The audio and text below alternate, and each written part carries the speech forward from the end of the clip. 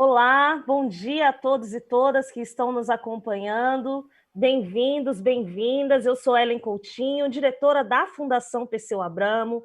Essa é a Jornada Nacional de Formação do PT, Ideias para Vencer.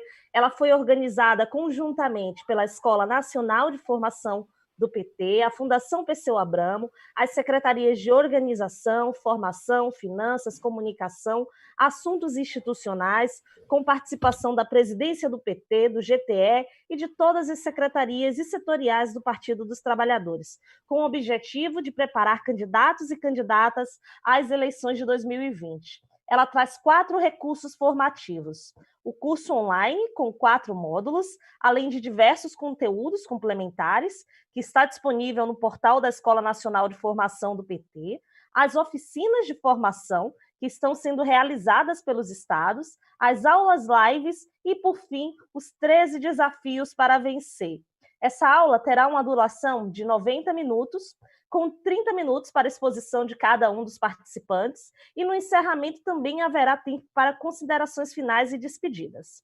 Sobre os convidados da nossa aula de hoje, estamos com o deputado federal e secretário de Meio Ambiente do PT, Nilton Tato, com o economista e integrante da ONG Gestos e do GT Agenda 2030, Cláudio Fernandes, e com o gestor público e ambientalista Gustavo Cherubino, que vão nos dar uma aula sobre os Objetivos de Desenvolvimento Sustentável, com a finalidade de ampliar a compreensão das pessoas sobre os ODS e ajudar a entender como eles se aplicam nos municípios e de que forma podem contribuir para a melhoria da gestão municipal. Muito obrigada por participarem conosco, Cláudio, Nilton, Gustavo.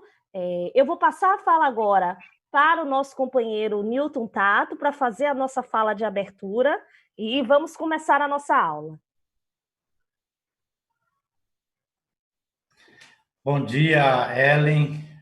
Bom dia, Gustavo. Bom dia, Cláudio. Agradecer o Gustavo e o Cláudio por ter aceito o convite para participar por essa atividade que é interna do PT, faz parte, então, dessa jornada de formação, com toda a estrutura do partido, como a Ellen já anunciou, mas está aberto para transmitir para quem quiser acompanhar.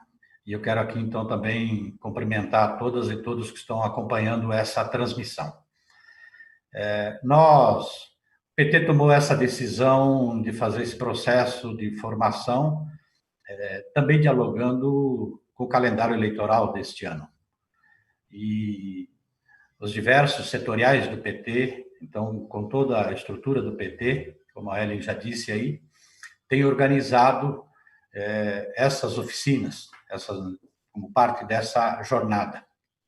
E nós, do setorial do PT, que estamos trabalhando já há um bom tempo a incorporação do tema da transição ecológica, podemos dizer assim, no debate interno do PT, e colocamos de forma incisiva, inclusive, no programa de governo das últimas eleições, no programa Lula-Haddad, então, das eleições de 2018, e incorporamos esse tema agora na atualização dos documentos internos do modo petista de governar.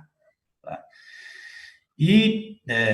Só que é um tema muito amplo, então, como subsídio, por isso que nós, até para poder dialogar melhor, inclusive, com o calendário eleitoral desse ano, nós escolhemos, então, os Objetivos do Desenvolvimento Sustentável como talvez um tema norteador para a gente trabalhar esse processo de capacitação.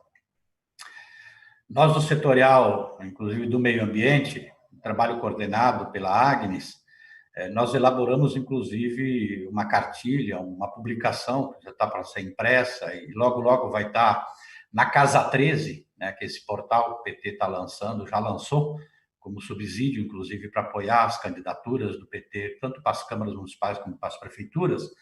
E esse material também vai estar disponível logo mais e nós vamos lançar. Mas o DS, queria, na introdução aqui, então, para quem está acompanhando, tá, depois o próprio Cláudio e o Gustavo vão até aprofundar um pouco mais, eu queria, na verdade, aproveitar para colocar algumas manchetes. Eu coordeno na Câmara Federal a Frente Parlamentar Mista, Câmara e Senado, pela implementação dos Objetivos do Desenvolvimento Sustentável. E é uma frente parlamentar que é composta por deputados, por senadores, mas também faz parte da coordenação, o GT, na verdade, várias organizações da sociedade civil, né, que se organizam ali em torno do GT da Agenda 2030. Então, para quem está acompanhando, a Agenda 2030 quer dizer o quê? Né? Primeiro, os Objetivos do Desenvolvimento Sustentável, uma agenda, né, combinada, acordada no âmbito da ONU, acho que, se não me engano, por 193 países, que o Brasil teve um papel importante, inclusive, na elaboração desses 17 Objetivos do Desenvolvimento Sustentável. Ele vem na sequência dos Objetivos do Milênio, tá? Onde o Brasil teve um papel importante e conseguiu atingir boa parte daqueles objetivos. E aí, eu acho que, se não me engano, 2005, né, ou 2015. 2015 se acorda os Objetivos do Desenvolvimento Sustentável no âmbito da ONU, incorporando com ênfase a agenda ambiental. Evidentemente que esses 17 objetivos, eles se dialogam, né, se intercalam, né, são não lembro aqui direito o número, mas depois talvez o Cláudio tenha esses números, mas são centenas de metas, né, acordadas no âmbito internacional, onde, então, os países todos se comprometeram a buscar o atendimento desses objetivos. Nós tivemos ainda, então, na semana passada, né, o lançamento pela Frente Parlamentar do relatório Luz, tá? Que é esse relatório produzido pelas organizações da sociedade civil, que vai monitorando o que o Brasil está fazendo no sentido de buscar, entendeu, a implementação desses Objetivos do Desenvolvimento Sustentável.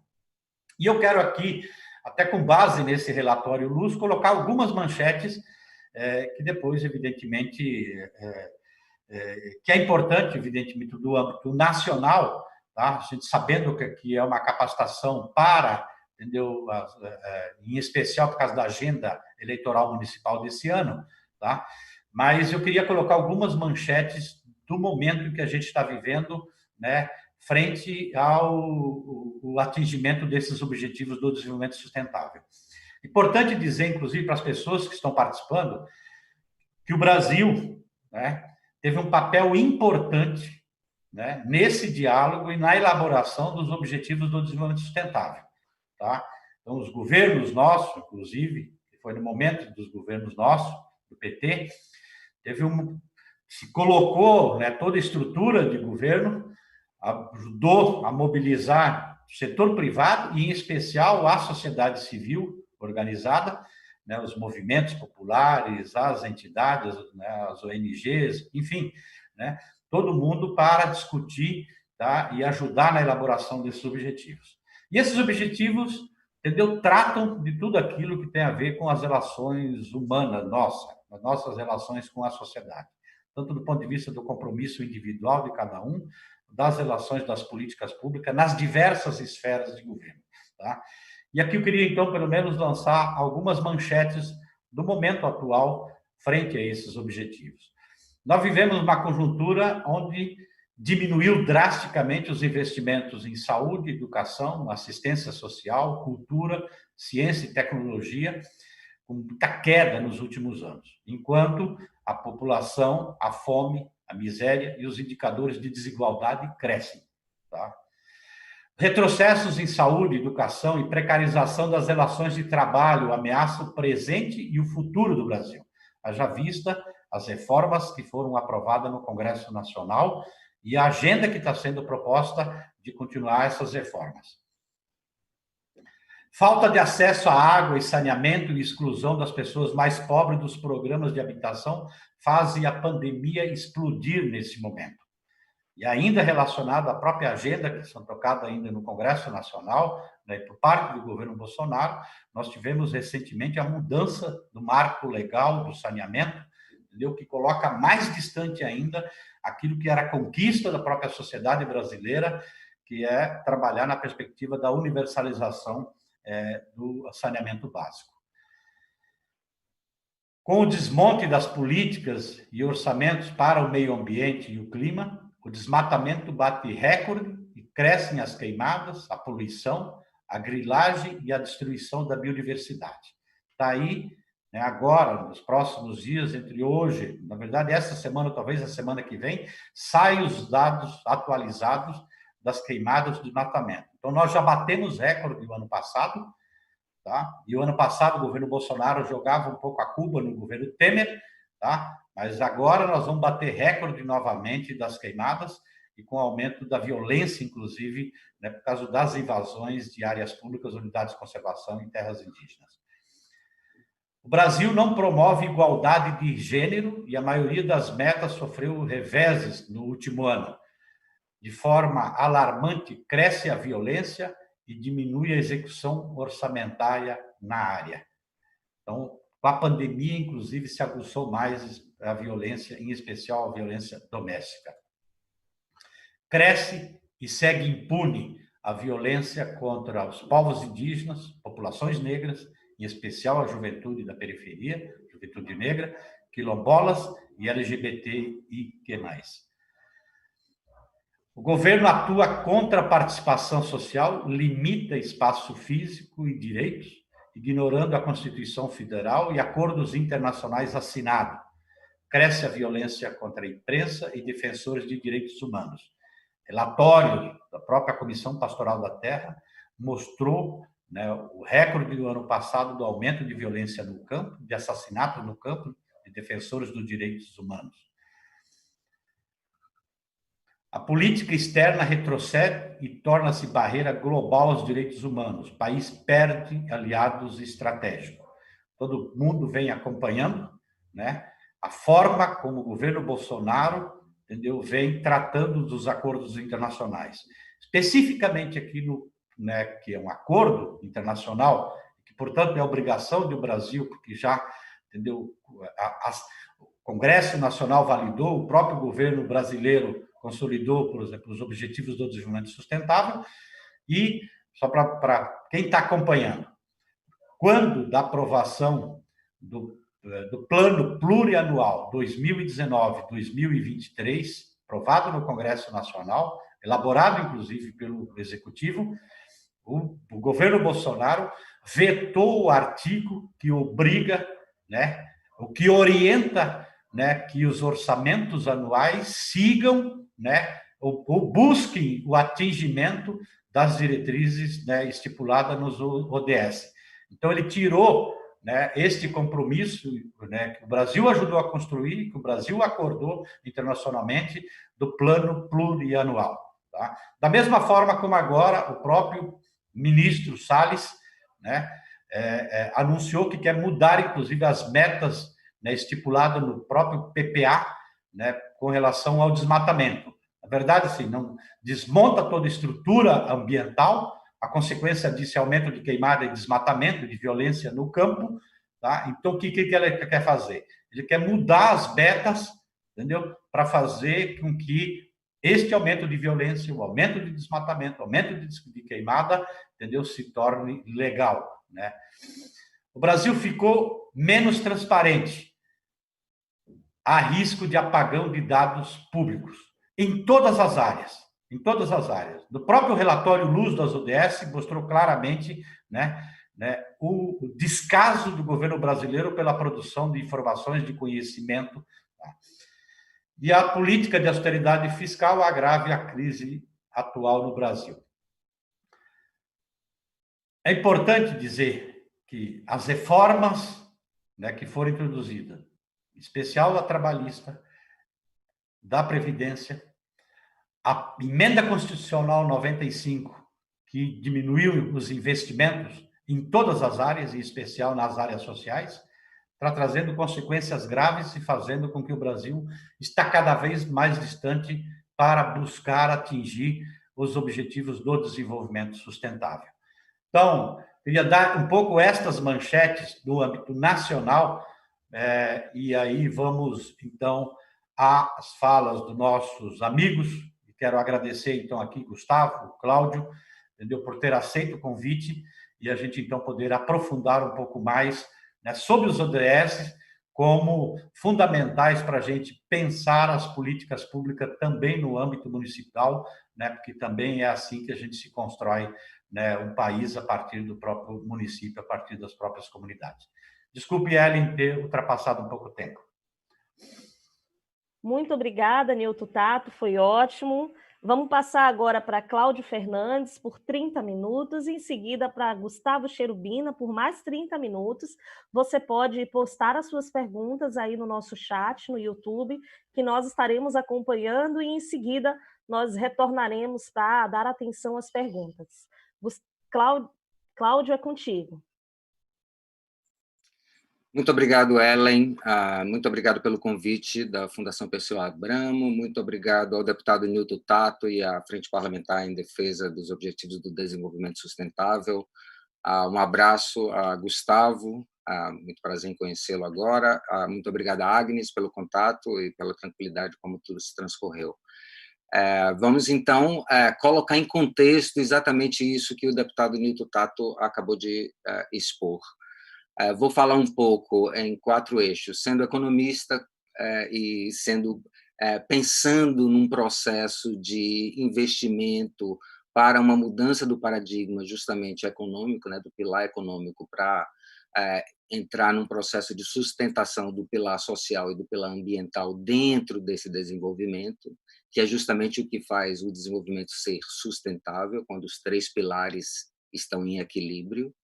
Então, nós precisamos de um planejamento e nós precisamos também de pensar de onde vem o financiamento para essa transição, né? Então, a economia e o processo de financiamento é extremamente importante, e o processo de administração das finanças públicas aí é crucial, porque nós sabemos que o Brasil, sendo um país em desenvolvimento, o Estado, nos seus 3 níveis, é um agente de importância fundamental para o seu desenvolvimento. Eu vou, neste momento, compartilhar a tela dessa apresentação, porque vai facilitar alguns temas, gráficos e conceitos. Vamos começar do início, o futuro que queremos. Como o deputado Nilton Tato colocou, realmente o Brasil teve uma liderança fundamental na construção dos Objetivos de Desenvolvimento Sustentável. E não só os Objetivos de Desenvolvimento Sustentável, mas de toda a Agenda 2030 para o desenvolvimento sustentável. E vai ficar claro qual a diferença entre os objetivos e a agenda.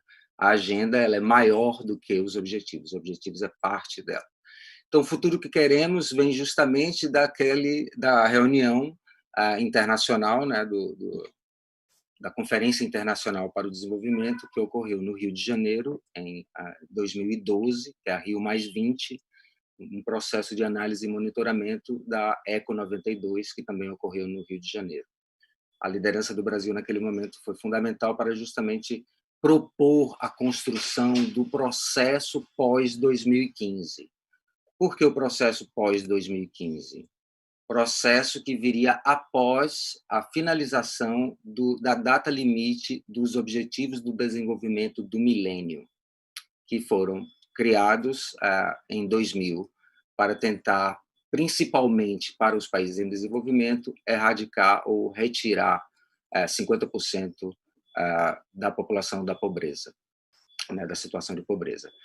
Antes de partir para lá, eu vou deixar apenas uma pequena reflexão, principalmente pensando no fato de que aqui estamos falando para muitas pessoas que serão candidatos e candidatas nas próximas eleições, o que significa a economia política propriamente dita. É que, na verdade, ele é um processo em construção, e ele é um processo em construção da sociedade e do modo de pensar e de agir dessa sociedade. Mas quando eu falo sociedade, não é a sociedade de uma forma abstrata, mas sim das instituições que a compõem e das pessoas que compõem essas instituições. Então, um exemplo claro disso, um exemplo muito evidente disso, e inclusive quero parabenizar ao Partido dos Trabalhadores e das Trabalhadoras, que é justamente a inclusão da Agenda 2030 como um processo de governabilidade, um processo de gestão pública. é excelente, porque é justamente isso que a Agenda 2030 de fato um manual, um guia de boa governança, um guia para um bom governo.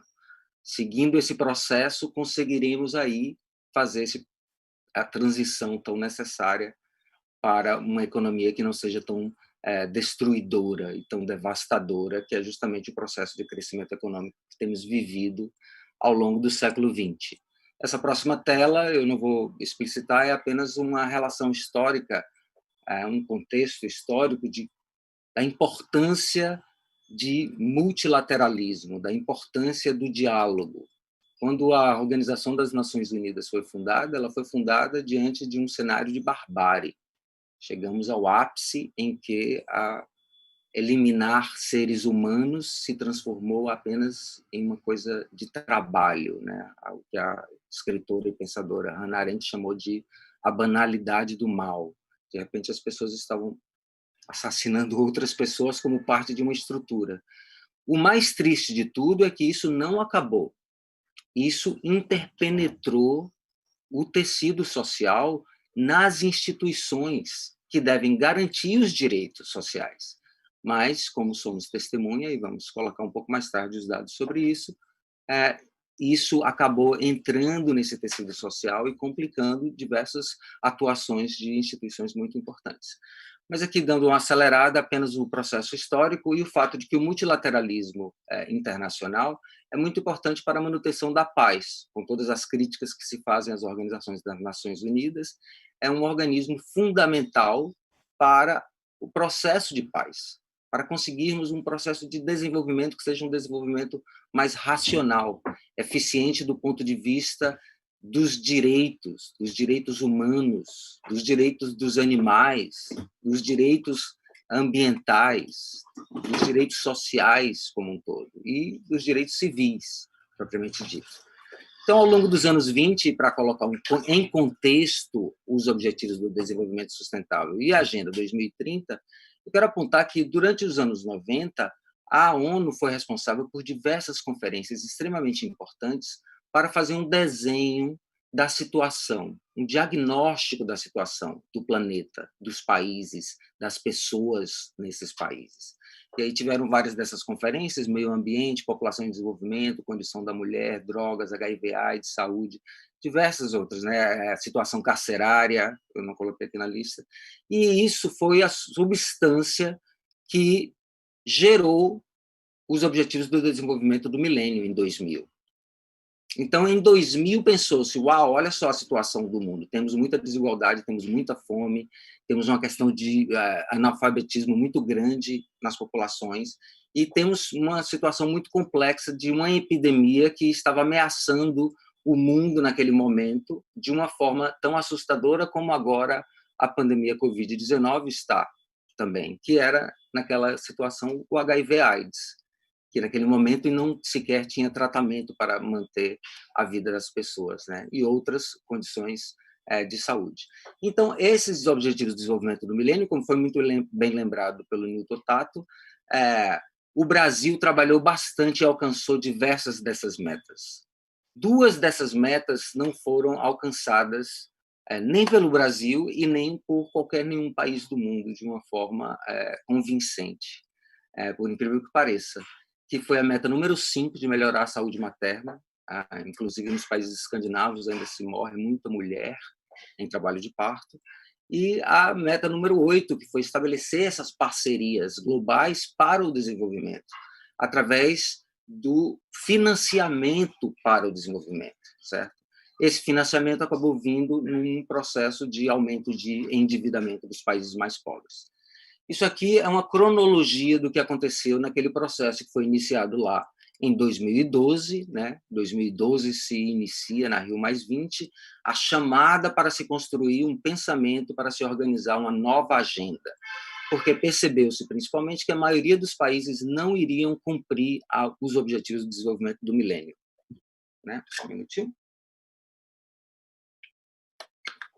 E é aí, nesse processo, que através de uma política externa bastante democrática que ocorreu, historicamente falando, e em comparação com qualquer outro momento do Brasil, a sociedade civil se inseriu nas delegações oficiais, que estavam negociando esse processo pós-2015, que vai, no final, chegar à Agenda 2030, a Agenda de Addis Abeba, a Agenda de Ação de Addis Abeba, que é a Agenda de Financiamento para o Desenvolvimento, e o Acordo de Paris. Então, esses três processos correndo em paralelo, né? Porque a economia, a sociedade e o ambiental são justamente os três pilares que definem o processo de desenvolvimento sustentável. Então, dentro dessa cronologia, nós temos 2 anos de engajamento, de discussão, de contextualização e com a participação da sociedade civil, em vários aspectos, inclusive com a sugestão de linguagem que acabou no documento oficial, ter vindo da própria sociedade civil. A inclusão de pessoas vivendo com HIV/AIDS, por exemplo, foi uma conquista feita pela sociedade civil do Brasil, que organizada também pela sociedade civil internacional, mas foi um pedido feito oficialmente pela delegação diplomática do Brasil para a inclusão. Então, diversas outras desdobramentos ocorreram daí, né? E foi um processo incrível de diálogo, e de diálogo em altíssimo nível. Aqui são apenas algumas das organizações que fazem parte do GT, né, do Grupo de Trabalho da Sociedade Civil para a Agenda 2030 no Brasil, né, que estamos aí trabalhando justamente após a aprovação da Agenda 2030, do Acordo de Paris e da Agenda de Addis Abeba, de financiamento para o desenvolvimento, trabalhando para monitorar qual é a situação do Brasil, se o Brasil está ou não cumprindo os objetivos e analisando as metas e os indicadores que foram trabalhados por 2 anos, por milhares de pessoas, 193 países, técnicos e técnicas, pessoas da academia, políticos, diplomatas, ministros, ministras, reis, rainhas, princesas e a sociedade civil também trabalhando nesse processo. Essas são as capas dos 4 relatórios Luz que o GT da Sociedade Civil já publicou. O deputado Newton Tato acabou de mencionar que, uma semana atrás, nós lançamos a versão de 2020. Então, aqui chegamos nos Objetivos de Desenvolvimento Sustentável. Normalmente estamos acostumados com esses quadradinhos, né? Mas uma coisa a se pensar sobre os Objetivos de Desenvolvimento Sustentável é que eles não são isolados, eles são interligados. E uma ação desdobra em consequências das outras. E um ponto muito importante sobre os Objetivos de Desenvolvimento Sustentável, e que o Gustavo provavelmente vai falar muito bem depois, é a noção, incluir neles a noção de que determinadas atividades causam externalidades negativas. Na economia falamos assim, de uma maneira geral, efeitos colaterais negativos. Determinadas atividades não são tão boas se nós incluirmos aí custos sociais e custos ambientais, para que aquela atividade, principalmente em determinados setores econômicos, continuem a operar. Então, a interligação entre os Objetivos do Desenvolvimento Sustentável e suas metas também pode ser representado dessa maneira, que é uma rede. Importantíssimo, por exemplo, e às vezes pequenas mudanças já causam grandes consequências. Mas eu observei desde o início da nossa apresentação o cuidado que a Ellen teve em falar em candidatos e candidatas, a inclusão, eliminar essa desigualdade, inclusive na língua. Então, não falar, por exemplo, necessariamente quando a gente fala de educação, gastos públicos em educação. Não, são investimentos em educação. Nós estamos preparando pessoas, nós estamos preparando o nosso capital intelectual nacional para poder realmente criar, inovar e desenvolver o país. E não ficar simplesmente sempre na mesma armadilha que nós, de certa forma, somos um país grande, com extremo potencial, com muita riqueza natural, mas estamos presos a uma certa armadilha da commodity primária, como sendo a nossa pauta principal de exportação e de produção e de medição de produtividade, inclusive do PIB, e isso acaba deixando o país um pouco estagnado. Um pouco não, na verdade estamos estagnados há 3 anos e meio, né? E agora estamos entrando de novo em uma recessão. Resultado desse processo da não inovação, da não criatividade. Então, vamos aqui falar de um tema extremamente importante em termos de gestão pública, e é isso que é a coisa principal, que é a economia circular. Pensar que a economia ela não é linear, né? Precisamos, por exemplo, pensar em manejo de resíduos sólidos. O lixo. O que acontece com o que fazemos depois? O que acontece com o dejeto? Né? É um aspecto, na filosofia chama de teleologia, que é justamente o processo final. Mas esse final ele não se acaba. Né? O excremento humano e animal, por exemplo, ele pode se transformar em outra coisa. Inclusive, o excremento humano ele se transforma em adubo, se o investimento for feito corretamente para isso. Inclusive, esse adubo é de extrema poder de fertilização que eliminaria um monte de outras necessidades químicas, por exemplo. Então, temos aí uma questão de, aquilo que eu coloquei lá no início, a economia política. A economia ela não funciona só dentro do aspecto técnico, ela tem justamente esses processos de acordos políticos que precisam ser negociados, acordados, e, a partir daí, avançados. Então, a economia circular ela precisa incluir esses 3 eixos principais. A parte social, transformar o mundo, mudar o paradigma, a parte econômica, investir em atividades que tenham externalidades positivas, que sejam sustentáveis, circulares, e a parte ambiental, não destruir, preservar, aproveitar o processo econômico a partir de um processo de preservação, que é renovável. Pensar em energia renovável. Né? Então, vamos pensar agora, já que o grande desafio é isso. Quando pensamos em desenvolvimento, mas e a Petrobras? E o açúcar? E o álcool? E o combustível? Ok, não é uma questão de simplesmente acabar de uma hora para outra com o uso de combustíveis fósseis, mas precisamos ter um planejamento para estimular alternativas em que diminua a pegada material dos combustíveis fósseis.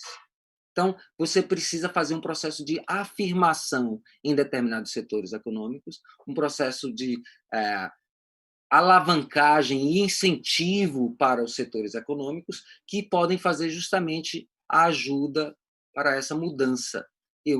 Esse primeiro ponto que eu estou colocando, por exemplo, uma questão super básica, que é o fato de que toda a economia depende de transportes. E todo transporte, praticamente no Brasil, infelizmente, a nossa malha ferroviária é muito pequena e ele ficou muito restrito, o nosso transporte, a nossa logística, ela ficou muito restrita ao transporte via rodovias, caminhões. Não é à toa que a pressão dos caminhoneiros 2 anos atrás foi tão grande, né, em relação à posição do governo e determinados processos de negociação. Mas vamos aqui entrar agora na seara que é justamente da agenda de financiamento para o desenvolvimento, que é a possibilidade de pensar uma maneira de fazer a transição, certo? Porque isso depende de decisões políticas, isso depende de gestão pública, isso depende de vontade política, isso depende de estar preparado para tal. A boa notícia é, no Brasil, nós temos um instrumental para que isso aconteça. Nós temos a Associação Brasileira de Desenvolvimento, importantíssimo, desenvolvimento econômico importantíssimo, que reúne um instrumental maravilhoso de financiamento para o desenvolvimento sustentável, que é a rede de bancos de desenvolvimento, incluindo aí o BNDES, o BNB, o BNRDE, BANDES, Banco da Amazônia, etc. E tal. Além disso, os estados têm suas agências de desenvolvimento. As agências de desenvolvimento estaduais são justamente pontes para ajudar, né, cooperar, projetos feitos por entidades, por setores econômicos, mas também por entes públicos, secretarias municipais, por exemplo, podem utilizar justamente esse processo de financiamento dos seus projetos. Porque tem um aspecto interessante sobre essa nova agenda, é o fato de que a gestão pública ela também vai precisar se reinventar. Né? A reforma tributária está aí, não vou entrar nesse detalhe, mas a gestão pública, de uma maneira geral, ela precisa utilizar justamente esses instrumentos, esse caminho das pedras, como se diz, de que já existe no próprio processo institucional brasileiro. E, através disso, né, e aqui apenas a demonstração das nossas instituições em que a virada para o desenvolvimento sustentável é possível a partir de um processo de governamentalidade, a partir de um processo de instrumentação dessas agências, desses bancos voltados para o desenvolvimento sustentável, né? E, a partir daí, alavancar os meios de implementação. Porque o que nós precisamos é que essas instituições se apropriem do tema. Por isso, importantíssimo esse evento que estamos aqui, porque é justamente se apropriar do tema. Mas olha a situação, o plano trienal da Associação Brasileira de Desenvolvimento Econômico, de 2016 a 2019, feito em parceria com o BNDES, lá em 2016, após a Agenda 2030 ter sido aprovada, ainda não mencionava os ODS. Claro, nós chamamos a atenção disso quando participávamos da Câmara Temática para os meios de implementação da Comissão Nacional dos ODS, que existiu no Brasil de 2016 a 2019 e que foi eliminada pelo governo Jair Bolsonaro no seu grande revogaço de afastar a sociedade civil e de afastar as instâncias colegiadas de governança, né? Uma ação, um ato, inclusive, que vai completamente contrário ao que preconiza o objetivo 17.14, que é de coerência na política e governança democrática. Mas vamos seguir. Então, a Agenda 2030 ainda não fazia parte, e ainda não faz parte em vários aspectos. O SEBRAE precisa se apropriar da Agenda 2030. Os bancos regionais de desenvolvimento precisam se apropriar da Agenda 2030, dos princípios. As LOAs, né? O PPA, e aí um ponto importantíssimo, o Senado precisa derrubar o veto do presidente à menção aos Objetivos do Desenvolvimento Sustentável, que foi feito, né, que foi enviado ao Congresso. Então, o que nós precisamos? Nós precisamos que a sociedade brasileira, que os órgãos governamentais, que as instituições se apropriem do tema, dos princípios, do equilíbrio, para que isso possa acelerar o seu processo de implementação. E aí inclui bancos, claro, bancos comerciais, tudo isso precisa fazer parte, faz parte do financiamento. Esse gráfico é apenas uma comparação sobre a quantidade de investimento feito na economia verde e a quantidade de investimento feito na economia chamada economia marrom, né, ou setores econômicos que ainda poluem bastante e causam muita externalidade negativa. Ainda estamos muito abaixo, precisamos fazer essa transição e justamente virar o jogo completamente dentro desse processo. E, para isso, precisamos de opção e precisamos de decisão política e de vontade política. Aqui eu vou dar um exemplo contencioso, no mínimo, mas é a questão de Belo Monte, por exemplo, quando foi construído, e o orçamento de Belo Monte, né? Isso aqui foi apenas baseado no orçamento inicial, o Belo Monte depois acabou custando mais do que isso. Mas tem um dado interessante, que é o Brasil inteiro gasta em torno de 18 megawatts-hora, isso em 2016, para esquentar a água do chuveiro. Belo Monte, nesse processo, por exemplo, não vai conseguir produzir a quantidade de megawatts-hora necessária nem sequer para esquentar a água do chuveiro do Brasil.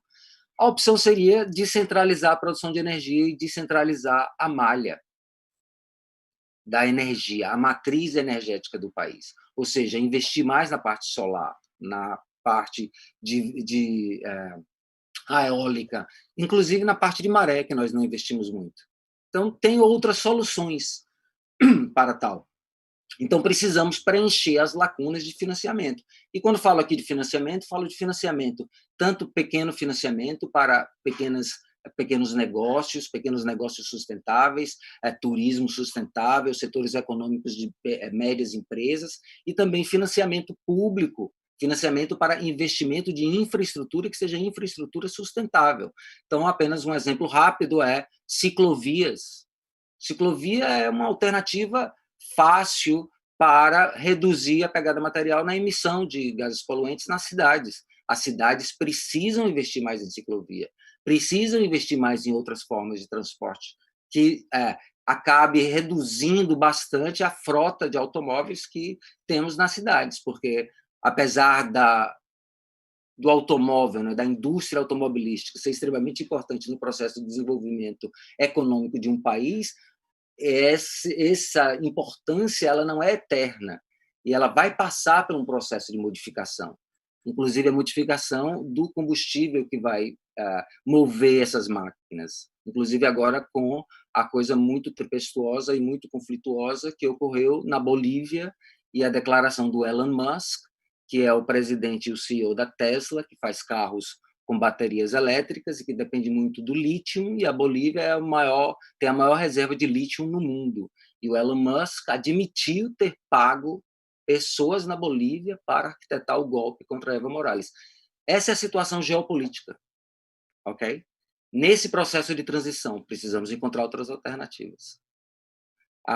BNDES. Olha a situação do BNDES. Isso era 2018. Com a reforma trabalhista, o BNDES perdeu parte do FAT. Com a reforma tributária, pode perder parte do PIS/PASEP. 33,7% dos recursos do BNDES podem estar comprometidos. Então, isso é complicado. Precisa se observar melhor essas leis que estão passando dessa maneira. Isso aqui é apenas um gráfico que mostra a quantidade de recursos que estava sendo despendido em termos de investimento pelo Banco do Nordeste, né, que é um banco regional de desenvolvimento. Houve um crescimento substancial, me desculpe porque o gráfico está invertido, ele está de 2018 a 2010, mas o que chama a atenção é o seguinte: ainda não fazia parte das condicionalidades do alinhamento à Agenda 2030, os princípios de sustentabilidade para se conseguir esse tipo de financiamento. E para que fique claro aqui, gente, financiamento de bancos de desenvolvimento não é dinheiro a fundo perdido, é financiamento em condições propícias para o desenvolvimento do país, para investimento a longo prazo, mas são empréstimos, certo? Bancos de desenvolvimento, eles funcionam como bancos realmente. Agora, com taxas de juros reduzidas, porque principalmente estão pensando em investimento a médio e longo prazo. Então, coerência nas políticas. Vamos aqui para 5 minutos. Coerência nas políticas, uma coisa que nós precisamos. Então, gestores que estão se candidatando, gestoras, pensar sobre o fato de você ter um determinado recurso e você executar o recurso. Pensar melhor na sua alocação.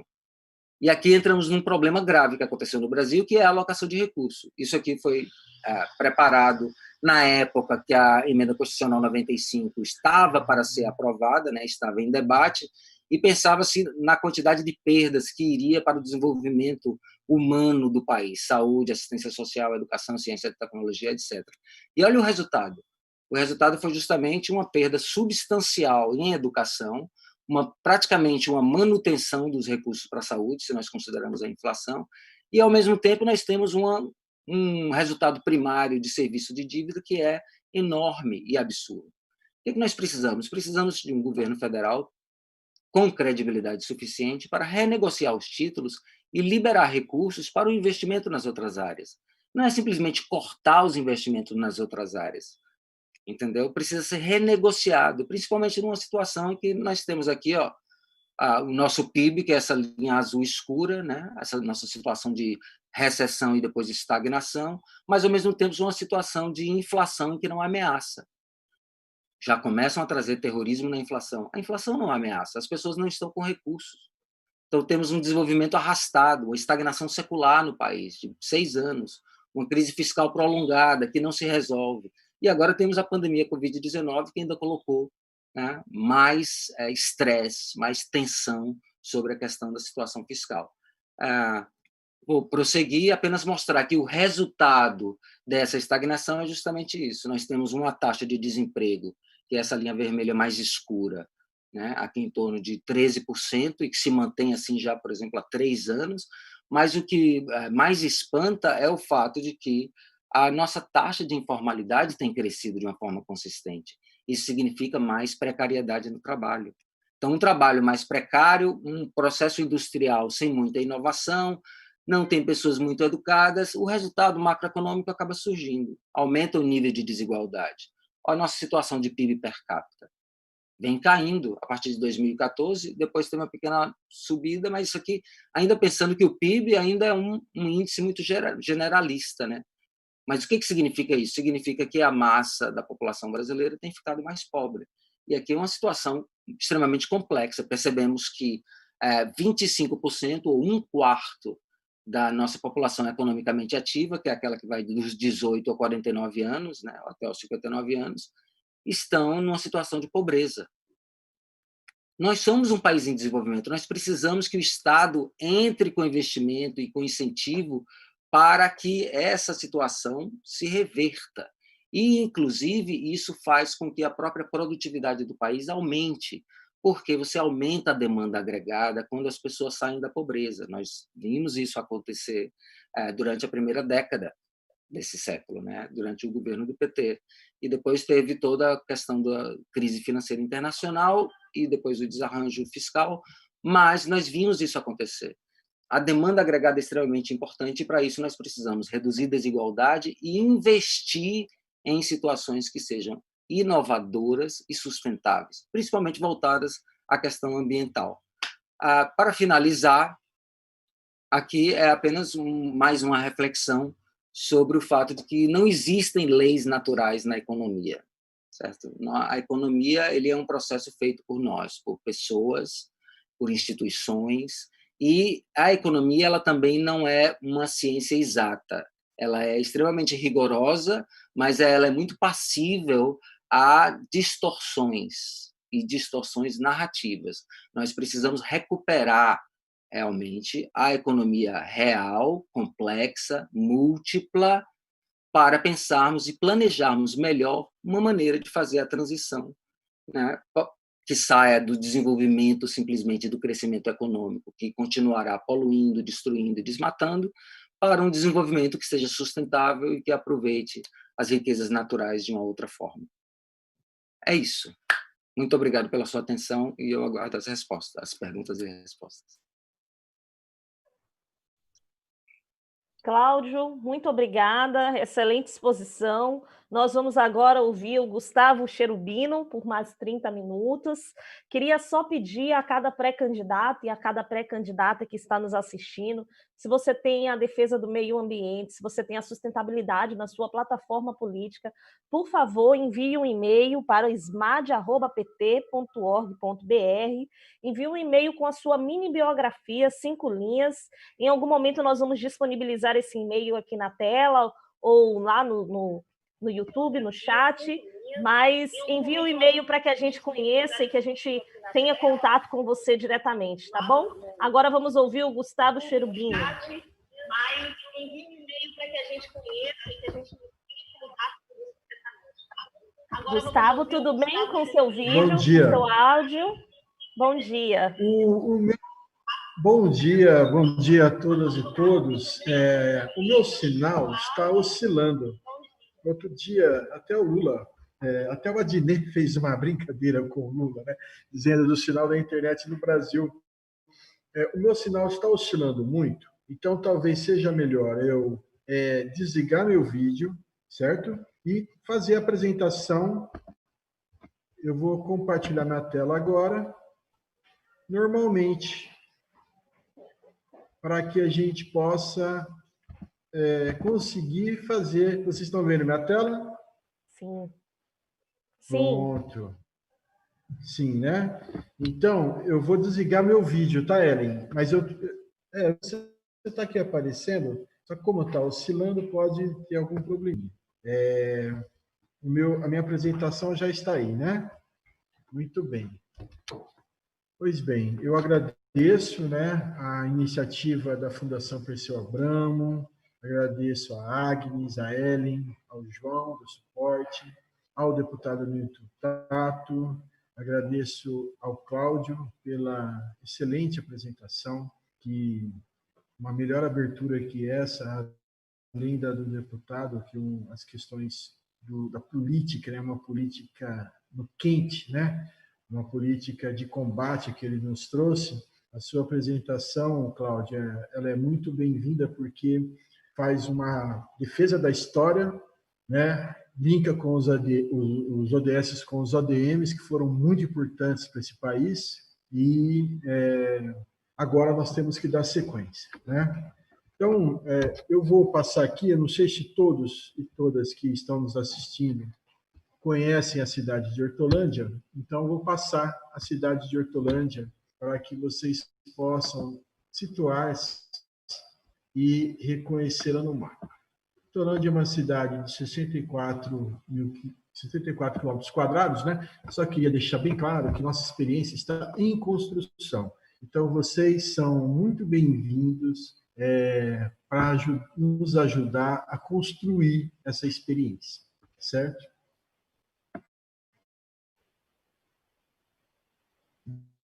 Então, vamos lá para a gente poder ter um mapa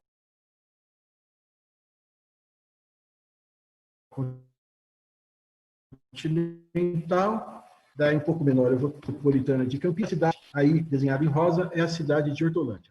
Aqui, está todo mundo acompanhando? Eu acho que não, né? Sim? Pois bem.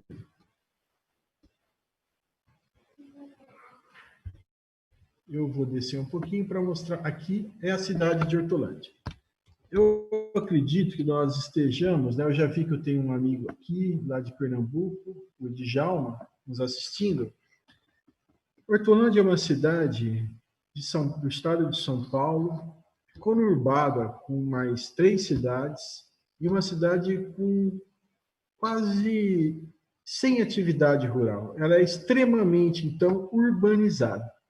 É uma cidade de 64 quilômetros quadrados, né? Um território, é o menor território da região metropolitana de Campinas, e é uma cidade, então, que não tem uma atividade rural expressiva. Ela não tem quase a zona rural dela. É uma cidade que foi conquistada pelo seu povo, podemos dizer assim, né? Ela tem 20 anos de idade, 29 anos de idade, me desculpe. É uma cidade, portanto, muito jovem. Ela sofreu um processo de emancipação com muita luta por parte da sua população, né? Eu estou aqui trabalhando desde 2017, convivo com as pessoas, além do nosso atual prefeito, Ângelo Perugini, a quem eu também agradeço pela oportunidade desse trabalho. É uma cidade que teve 29 anos, que está com 29 anos, e, portanto, que tem muito ainda muito caminho pela frente, vamos dizer assim, né? Hoje, eu gostaria de falar da evolução, né? Como nós estamos falando de uma cidade que é muito jovem, eu queria pontuar que nós temos uma lei de 2008 que criou a Secretaria do Meio Ambiente, e hoje a Secretaria do Meio Ambiente, que é onde eu trabalho, tem 3 departamentos, que é o Departamento de Licenciamento Ambiental, Gestão de Resíduos e Fiscalização Ambiental, onde está colocada a proposta do Hortolab, que é o laboratório e observatório dos ODS, da Agenda 2030 da ONU. Nós temos o Departamento do Verde Desenvolvimento Sustentável, onde nós temos, né, estou destacando, são vários serviços, mas nós temos o Viveiro Municipal, que é o único na região metropolitana de Campinas, é uma região metropolitana formada por 20 cidades, com atendimento ao público. A população de Hortolândia, um agendamento, pode ir lá e ter uma planta para plantar na sua calçada ou no seu quintal, e pode também retirar uma certa quantidade de adubo orgânico, porque o resto da poda, eu gostei muito da fala do Cláudio, quando ele fala da economia circular, e tem também a questão do ciclo biológico, né? Muito das podas são feitas na cidade de Hortolândia, e esse composto fica no nosso viveiro. E nós temos também o Departamento de Proteção e Bem-Estar Animal, que tem um atendimento médico veterinário, campanhas de vacinação, de posse consciente e também de animais silvestres. Porque apesar de nós não termos uma zona rural expressiva, economia agrícola ativa, nós temos muita visitação, vamos dizer assim, de animais silvestres. Nós temos aqui um cuidado especial com eles. Mais para frente eu vou falar um pouco sobre um dos projetos que nós temos desenvolvido em conjunto com as 20 cidades. Vou passar aqui mais um pouco. Eu gostaria de falar um pouco, né, dessa característica de Hortolândia, que ela é uma cidade, uma bacia hidrográfica divisória, ela se divide, ela faz uma divisão das bacias hidrográficas. Nós estamos na região do Comitê de Bacia do PCJ, que é um comitê de bacia aqui no estado de São Paulo, e também com uma relevância nacional bastante destacada. E Hortolândia tem uma bacia hidrográfica muito peculiar, porque ela não tem nenhum rio a montante. Então, é uma cidade que tem, né, historicamente, muitas nascentes, né? Quando você conversa com um morador antigo, você escuta a fala dele sobre a questão das riachos, de pequenas cachoeiras que ele frequentava quando aqui chegou. Porque vocês imaginam uma cidade com 29 anos, recebeu muito imigrantes, né? Minha sogra, por exemplo, né, eu sou casado com uma moça daqui, a minha sogra veio de Minas Gerais. E pai da minha companheira é do Espírito Santo. Então, quando você conversa com as pessoas, você escuta, né, adultos que chegaram aqui com 30, 40 anos e fizeram a vida, e crianças, né, que hoje são também adultos, que chegaram muito jovens aqui. E tem o pessoal que está nascendo aqui, né? A cidade com 29 anos, 240 mil habitantes, também começa a formar uma população. Então, a questão dos recursos hídricos é muito peculiar, porque como você não tem nenhum rio montante, você tem o quê? Nascentes. E nós estamos procurando cuidar das nossas nascentes, aplicando, assim, um dos ODS, que é a questão da água, né, e do saneamento. A gente precisa cuidar bastante. Hortolândia, em dezembro de 2019, recebeu uma premiação da Trata Brasil, que é uma organização que atua no Brasil todo, fazendo levantamento sobre saneamento, porque nós temos 99,9% da população atendida com saneamento. Há alguns problemas, vocês vão perceber aqui no próximo slide, mas nós temos aí um atendimento bastante expressivo no tocante ao saneamento. Eu vou só destacar nesse slide aqui essa questão de uma campanha permanente que nós temos, e é algo que se repete nos municípios brasileiros, que é a necessidade de você destinar as águas de forma correta. Então, a gente precisa colocar água pluvial na drenagem e a água usada na rede de esgoto, para que o pluvial não prejudique a capacidade e funcionamento esperado de uma estação de tratamento de esgoto, né? Novamente, aí nós estamos aplicando aí um dos ODS número 6. Vou passar aqui e a gente já chega na questão dos resíduos, né? Eu pensei em uma apresentação que pudesse mostrar como que nós estamos fazendo a aplicação dos ODS, certo? Nós temos aqui uma experiência com resíduos que é muito relevante, porque se faz pouco no Brasil, que são os estudos gravimétricos. Nós temos feito, por 2 anos seguidos, um estudo gravimétrico da composição do nosso resíduo sólido domiciliar, do RSU, resíduo sólido urbano, o saco de lixo que a família coloca a cada dia, né, dia alternado, na sua casa, na sua lixeira, para o caminhão levar. Estudo gravimétrico é isso. Estudo gravimétrico, ele estuda o que vai no lixo. Por que isso é importante? Porque pode gerar o que o Cláudio falou anteriormente, o potencial de ativar a economia circular. Porque você sabendo se tem mais orgânico, e nós já sabemos que tem muito mais orgânico no lixo brasileiro do que os recicláveis, muito mais não. Aí tem estudos que estão indicando que não é tão mais presente o orgânico como já foi uma vez, tá? Hoje em dia, os estudos estão mostrando, ainda prevalece orgânico, mas tem muito inorgânico ou recicláveis. O estudo gravimétrico é uma condição de qualidade e de quantificação do resíduo, do lixo da cidade, né? E que gera essa condição para a economia circular, para você definir se um bairro deve receber educação ambiental para coleta seletiva, né? Aqui em Hortolândia, a gente tem a coleta seletiva porta a porta em cerca de 25% da cidade, né? São 32 bairros. Nós temos também os pontos de entrega voluntários e os locais de entrega voluntária.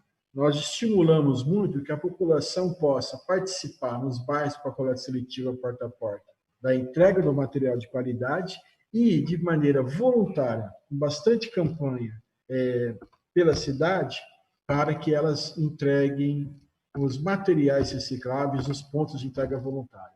E, pela cidade, estão espalhadas umas caixas, uns containers, que eu acho que vocês devem estar acostumados a ver, eles são triangulares, bem grandes, para que nós chamamos de LEVs, locais de entrega voluntária. Nos PEVs, que são os pontos de entrega voluntárias, de materiais recicláveis, nós também recolhemos os entulhos, ou resíduos de construção civil. Isso é muito importante para esse segundo slide aqui, em que vai aparecer de novo um resultado da importância da reciclagem de entulho mais para frente daqui a pouco. Aqui é um pouco da amostra, né?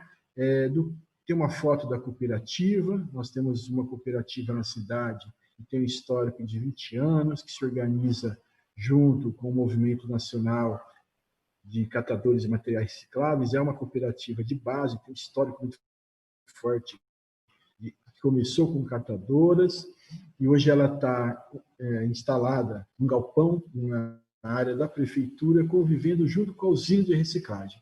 É um complexo de resíduos sólidos, né, onde nós recebemos visitantes, inclusive, e o prefeito, a ideia é transformar isso também numa escola de reciclagem.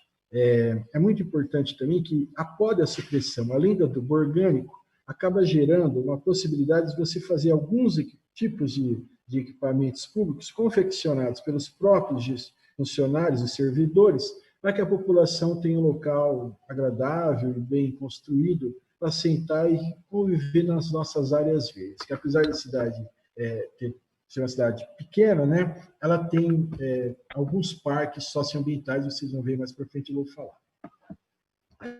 Essa questão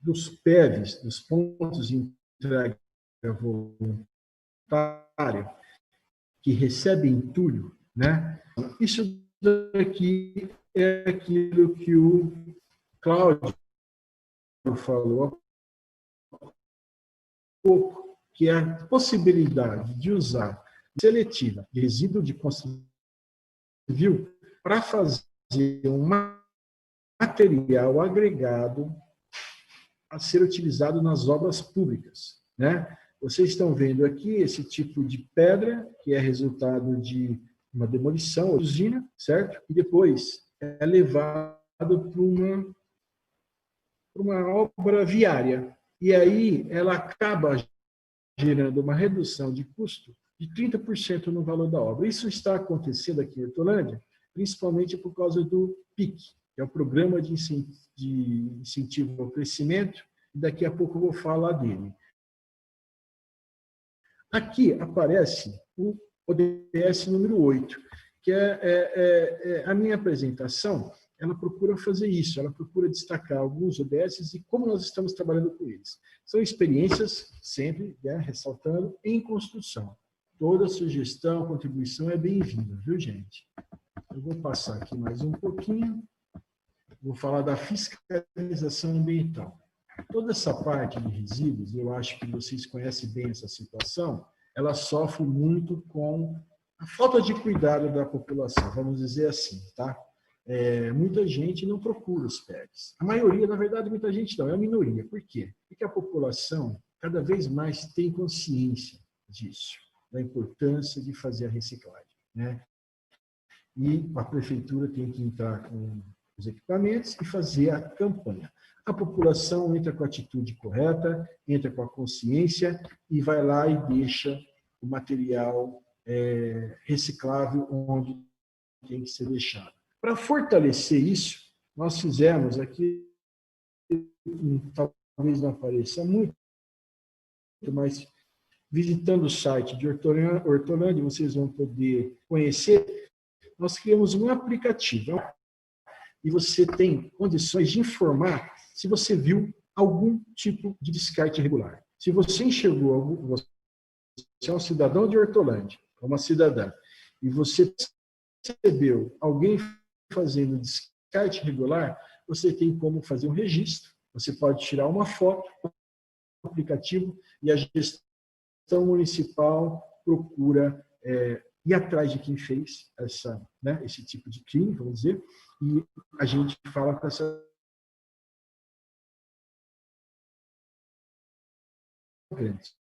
Esse aplicativo foi bem recebido pela população porque ele é muito leve e fácil de usar. Então, é um recurso que a gente fortalece, né, para que muitas cidades possam criar, que ajude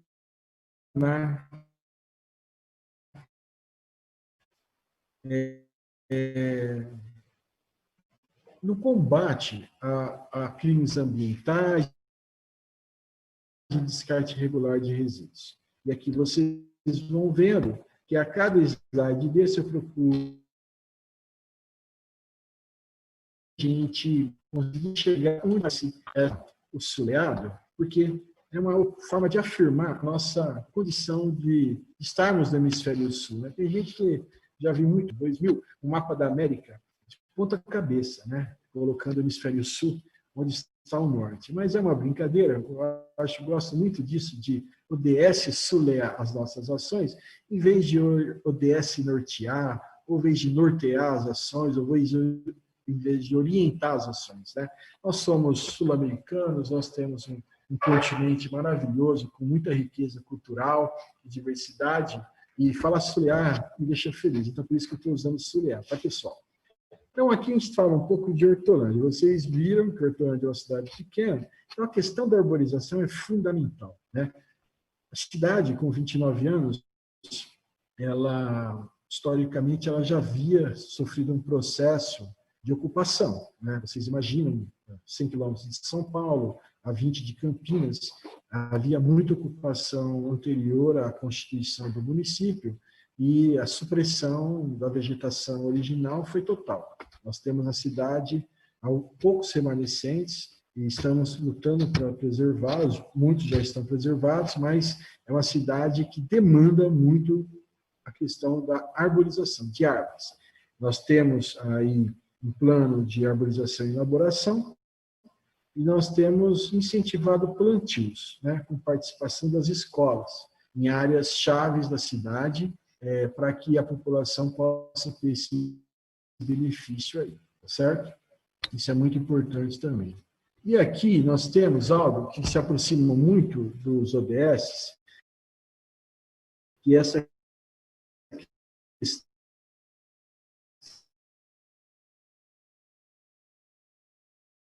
um departamento de tecnologia forte, e o DTI nosso fez um H-Plan, que é o Hortolândia Planejamento, né, um sistema H-Plan que planeja as ações da prefeitura.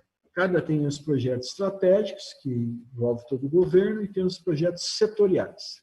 E cada um deles, né, estipula metas, prazos, monitoramento, avaliação permanente e recolhe as críticas. Isso é muito importante, porque o deputado Nilton falou algo assim, de muita relevância, que é a questão dos dados. Né? Nós temos um governo federal que dificulta acesso, ou mesmo manipula os dados. Ele subtrai os dados para a população acessar e fazer o quê? Planejamento. Isso vai ser decisivo, e eu percebi que existem muitas pré-candidatos e pré-candidatas. Vocês têm que cuidar disso nos seus locais, nos seus municípios. Vocês precisam garantir uma transição de gestão, se houver transição, né? Se houver uma reeleição é mais fácil, mas se você já percebe que no seu município haverá uma substituição no executivo, você precisa cuidar imediatamente da qualidade dos dados que você vai herdar, tanto da qualidade e consistência para serem dados reais, quanto da guarda desses dados, porque são dados públicos.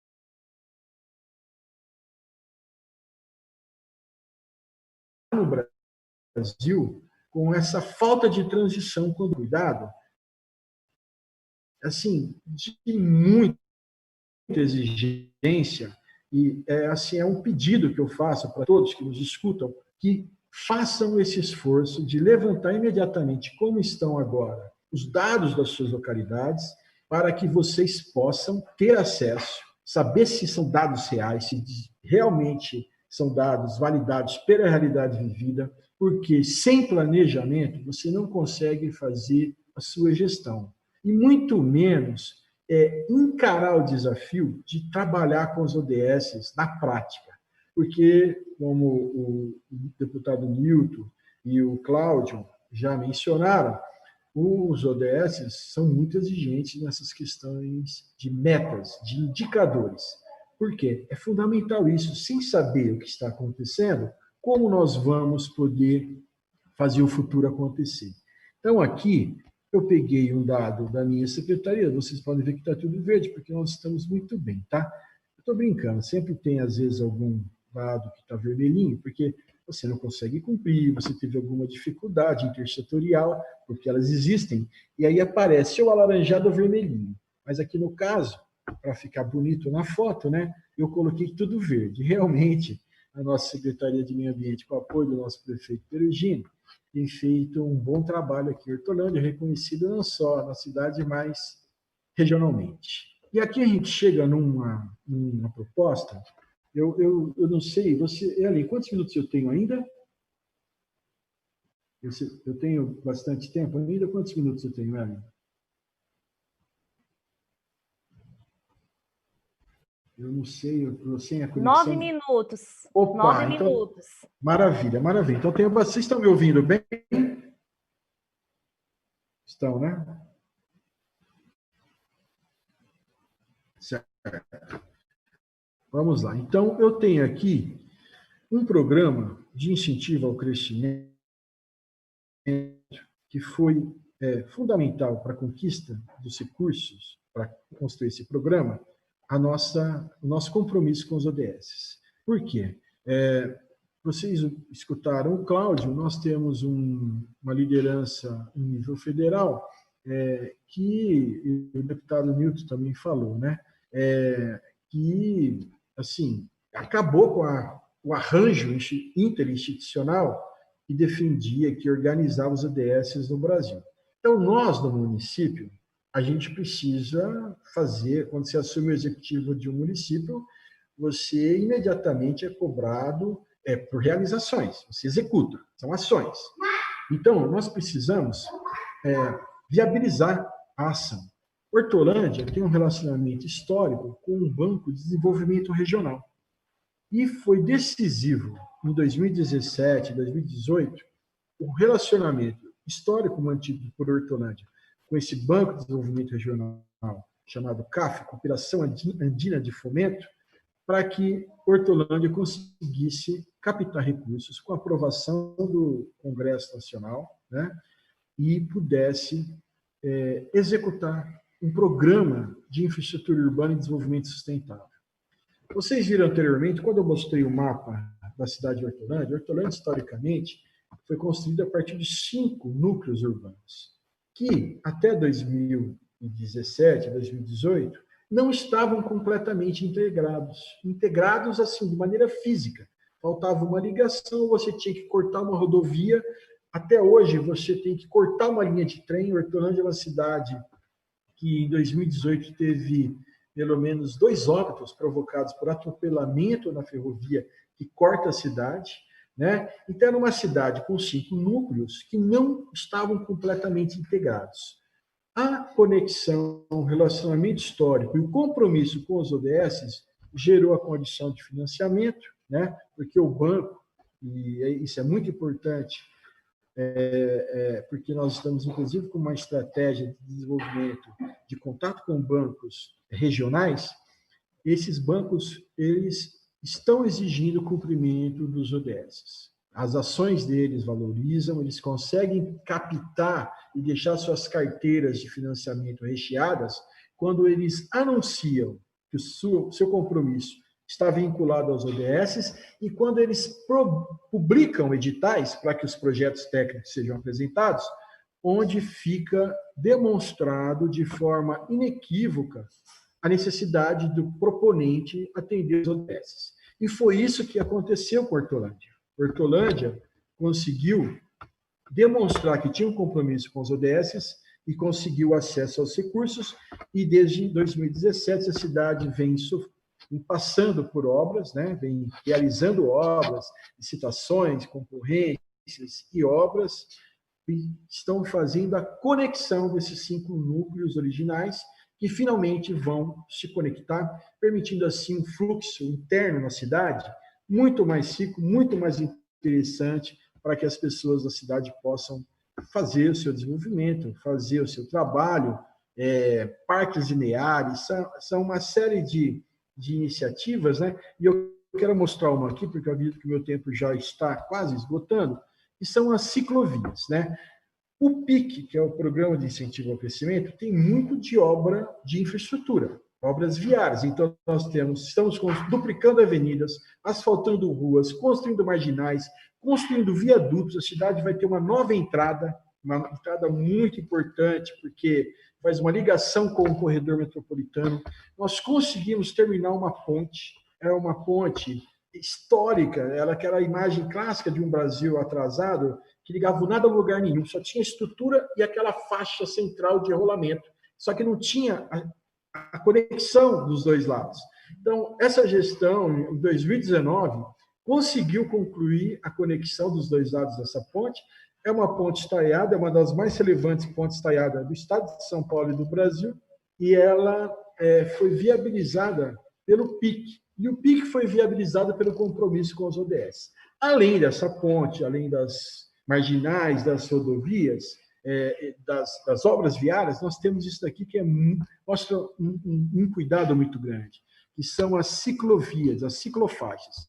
Hortolândia, você vai poder circular por Hortolândia por quase 78 quilômetros de ciclovias. É uma cidade que, então, aposta numa mobilidade mais sustentável. Tudo isso depois, pessoal, eu posso deixar disponível, a gente combina, e nós temos o maior interesse de continuar em diálogo. Eu gostaria de falar de algo muito importante aqui, que é a questão da energia, né? Se a Ellen pudesse me indicar quantos minutos eu tenho, que eu estou te vendo no celular, Ellen, pela mão, quantos minutos eu tenho? Tá 5. 5, ótimo, ótimo. 5. Então, pois bem, pessoal, nós conseguimos fazer, dentro desse grande projeto de desenvolvimento da cidade, uma cidade que está se conectando, isso é sustentabilidade. Como é que você tem uma cidade de 240 mil habitantes que não tem conexão nos 5 núcleos originais dela? Então, isso estamos resolvendo. Outra coisa que é muito importante e que destaca a Hortolândia no cenário nacional, do ponto de vista da energia e da eficiência energética, é a nossa PPP de iluminação pública. Nós temos aí uma PPP já em andamento, né? Vocês vão ver aqui uma fotografia de uma avenida muito importante na cidade, iluminada com LEDs, né? A PPP é para iluminação a LED, é uma economia significativa na conta de energia da cidade, né? E aqui você tem uma foto que mostra o antes e o depois, né? Isso está acontecendo agora, né? A nossa PPP, ela é um modelo de arranjo de negócio sustentável, né? A PPP, ela está aí consagrada no Brasil, ela viabiliza muitas iniciativas, e uma delas é essa aqui em Hortolândia, que vocês estão vendo nessa foto, o antes e o depois. Essa avenida está no corredor metropolitano, né?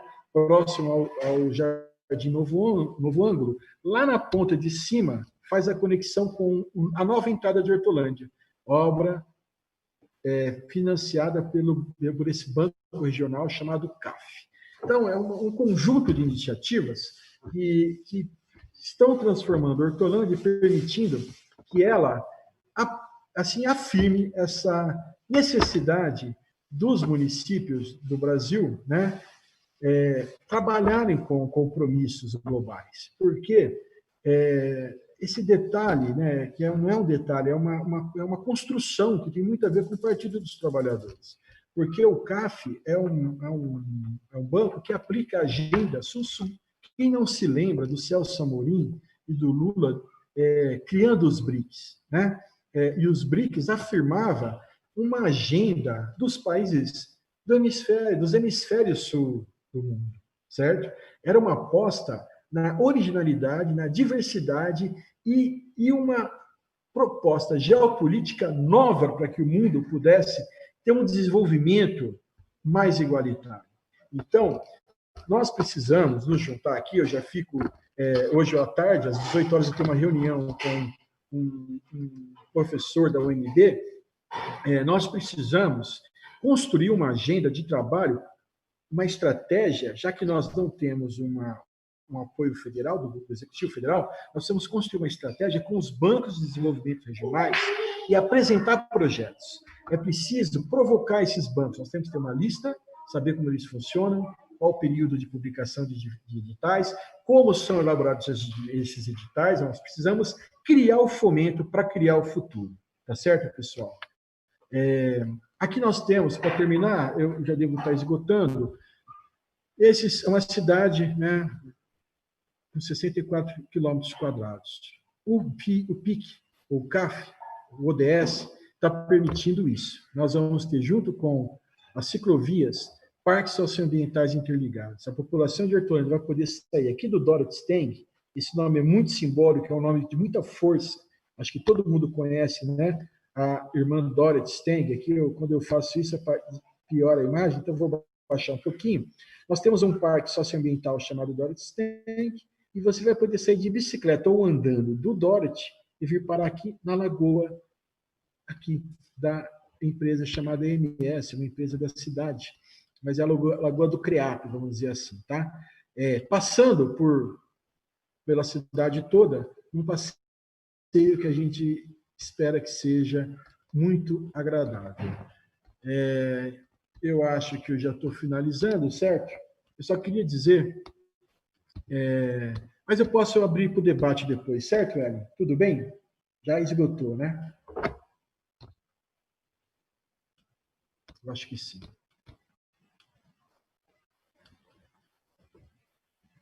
Ellen, acabou, né? Tá bom. Pronto, perfeito, Gustavo. Muito obrigada pela exposição. Nós recebemos aqui 4 perguntas, Gustavo, Cláudio e Nilton. Eu vou repassar as quatro perguntas para vocês. Vocês podem responder as perguntas que mais se relacionam com a exposição que vocês fizeram, com as questões que vocês colocaram. E vamos separar 10 minutos para cada resposta. O ideal é que a gente já se despeça ao final desses 10 minutos, tudo bem? Para quando a gente retornar, a gente apenas encaminhar o próximo ciclo e a gente encerrar às 13 horas, tá bom? Vou repassar as 3 perguntas, então. Pois não. A questão do desenvolvimento sustentável não deve estar ligada a uma educação para esse fim? Essa foi a primeira pergunta. Quais os caminhos para encontrar financiamentos de projetos para municípios alinhados aos ODS? Segunda pergunta. Há um entendimento que as ODS são relacionadas ao meio ambiente. Como fazer com que as pessoas compreendam que diz respeito à gestão e, além disso, que envolve todas as pessoas? E, por último, onde as pessoas podem conseguir materiais que os orientem para campanhas eleitorais e, posteriormente, para seus mandatos? Eu vou reiniciar na mesma ordem que a gente abriu, vou começar pelo Nilton, depois o Cláudio, depois o Gustavo. 10 minutos para cada um de vocês, tá bom? Deixa para o final, Ellen. Posso te deixar para o final? Então, perfeito, Nilton. Então, vou começar pelo Cláudio, depois o Gustavo, depois o Nilton, e aí a gente encerra a nossa live, tá bom? Pode ser você, Cláudio. Combinado. Obrigado, Ellen. Eu vou tentar responder as perguntas assim de uma forma rápida, para ver se eu consigo responder todas e criar uma narrativa em que contemple a ideia do processo de implementação da Agenda 2030. Concordo completamente com a Paula, sim, precisamos incluir os Objetivos de Desenvolvimento Sustentável, a Agenda 2030, nos currículos escolares. E digo mais, nós precisamos de educação econômico-financeira desde as aulas do Fundamental 2.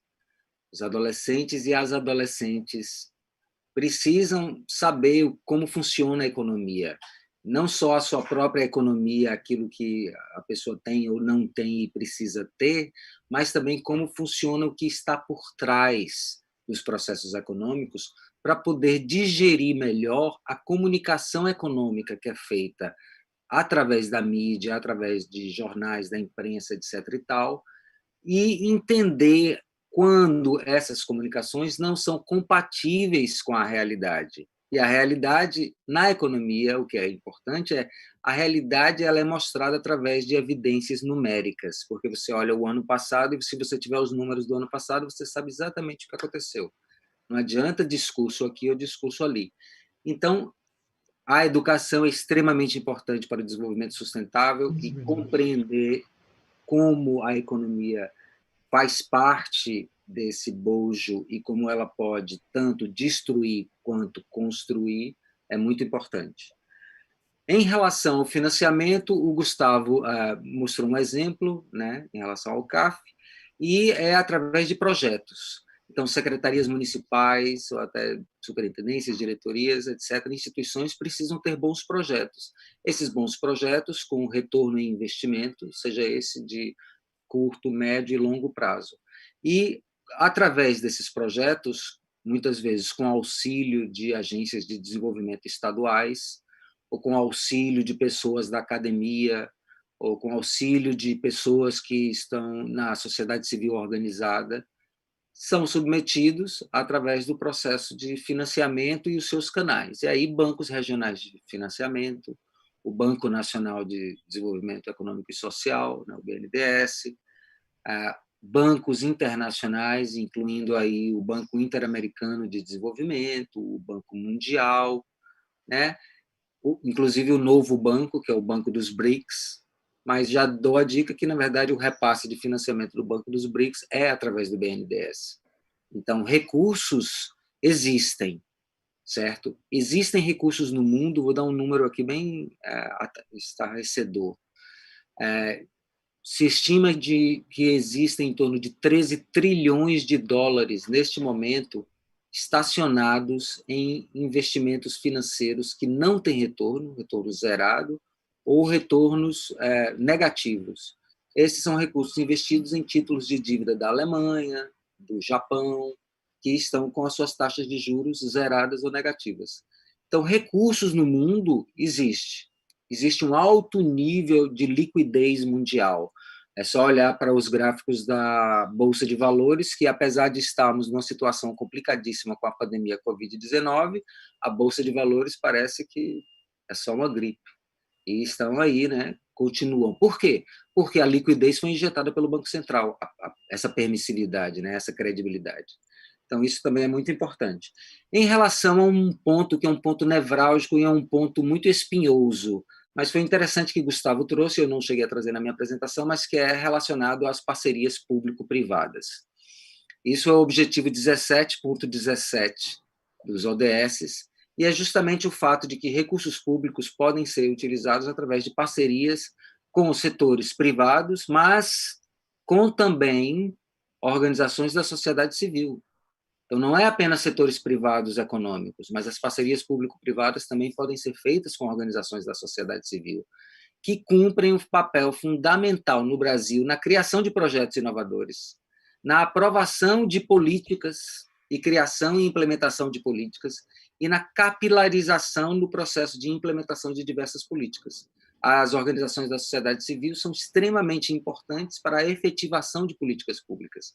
E muitas vezes, quando se fala em PPPs, pensam apenas no setor privado, e não no setor privado geral, mas no setor privado, aquele setor privado lá em cima, que é construtoras, empreiteiras, etc. e tal. Esquecem de pensar nos outros setores privados, que também podem fornecer serviços compatíveis, ok?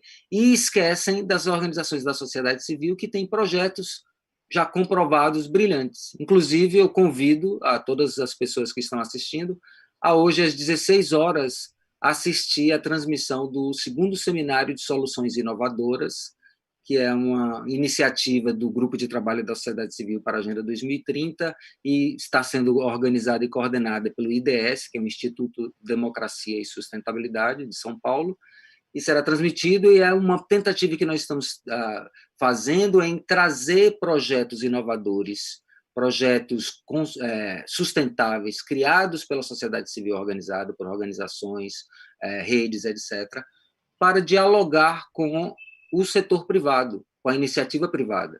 A senhora Luísa Trajano, do Magazine Luiza, vai participar como convidada e justamente perceber que existe muito manancial, potencial e capital intelectual acumulado nas organizações da sociedade civil que precisa ser melhor alavancado, tanto pelo setor privado quanto pelo setor público. Então, neste caso, continuando aquela narrativa em relação ao processo de financiamento e ao processo de implementação e de parcerias, além dos canais de financiamento, bancos de desenvolvimento, bancos internacionais de desenvolvimento, governo federal, repasse de recursos, utilização da Caixa Econômica Federal para o repasse de recursos de projetos. Então, o caminho das pedras é construir um bom projeto e submeter esse bom projeto para que seja financiado. Esse bom projeto com a inclusão de uma multiplicidade de atores e atrizes sociais que podem dar uma excelente contribuição e não partirmos, por exemplo, para alguns erros que às vezes acontecem no Brasil de projetos megalomaníacos. Não, às vezes pequenos projetos são os melhores projetos para o processo de desdobramento e desenvolvimento socioambiental, com a participação do Estado, da administração municipal. Então, a agenda, né, em suma, é justamente isso, é um guia de governança. Um ponto que o Gustavo colocou extremamente importante é dados, e a transparência dos dados só vai lhe ajudar. Quanto mais informação, melhor a sua decisão. Certo? Não se decide no escuro, não se decide no achismo.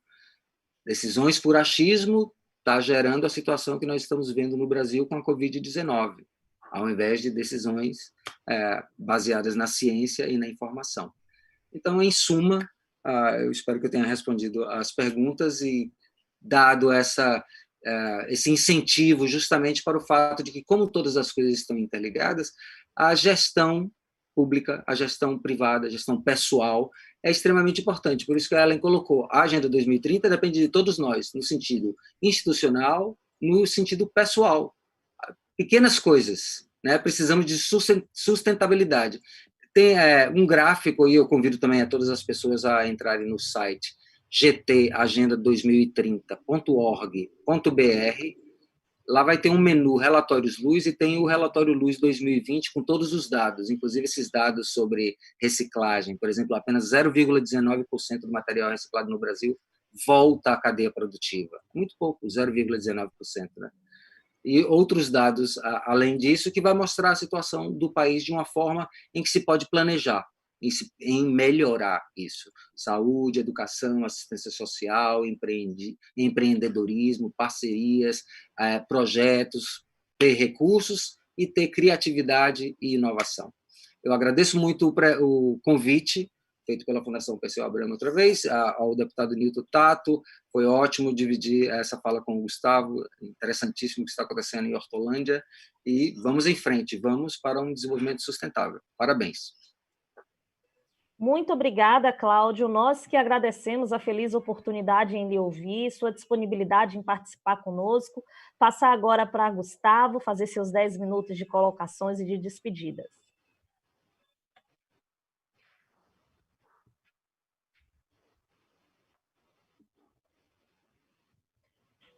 Gustavo?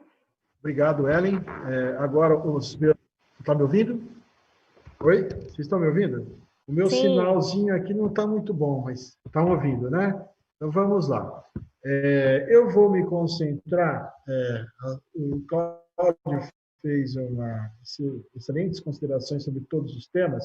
Eu vou falar rapidamente da educação ambiental, do financiamento, dos materiais, onde você pode acessar material, e vou me concentrar um pouco mais na ODS, mais que meio ambiente, tá bom?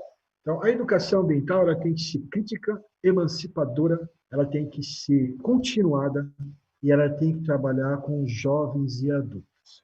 Mesmo jovens e adultos já escolarizados e alfabetizados, nós, às vezes, percebemos um comportamento de quem tem curso superior, que é o comportamento de uma pessoa que nunca teve acesso a qualquer informação ambiental. Então, você não pode estigmatizar a educação ambiental. Ela é, sim, para quem está começando o letramento, uma criança, ela é para quem está se aperfeiçoando, é um jovem, e ela é fundamentalmente os agentes sociais e econômicos de uma cidade. Ou seja, nós estamos falando de quem trabalha numa loja de construção, nós estamos falando com quem opera uma pequena e média empresa ou é proprietário rural de uma cidade. É preciso levar informação da educação ambiental, crítica, emancipadora, continuada e de jovens e adultos para a maioria da população. Isso é um grande desafio, porque nós temos hoje a falsa impressão de que nós temos acesso ao mundo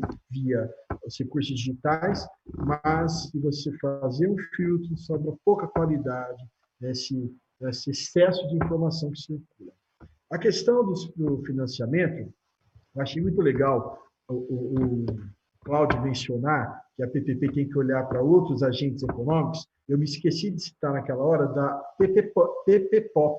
Existe já a PPPOP, que é a parceria público-privada popular, que é um passo adiante, né? O pessoal da moradia já está fazendo isso, gente.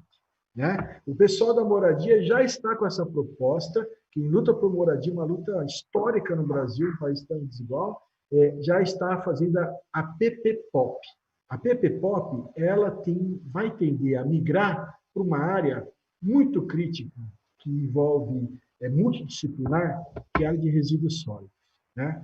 Se nós tivermos até agora dificuldades para aplicar plenamente que uma cooperativa seja contratada por uma prefeitura, a PPPOP pode viabilizar isso.